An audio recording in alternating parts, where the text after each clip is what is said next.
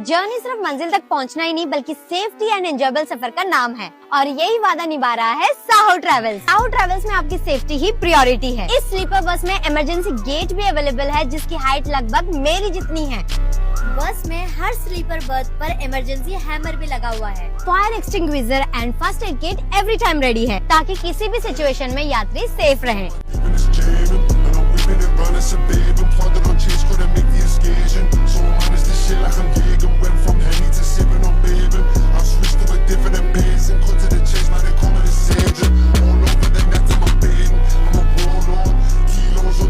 Saho travels की super luxury में सफर करने के लिए आप ऑनलाइन टिकट्स भी बुक कर सकते हैं। टिकट्स रेड बस, अभी बस, पेटीएम और भी वेबसाइट्स पर अवेलेबल है। तो अब आपको कोटा टू अहमदाबाद जाना हो या Ahmedabad to Kota, choose Saho travels. Safe, comfortable and happy journey. Office location है 151 बालाजी मार्केट, श्रीनाथपुरम, कोटा।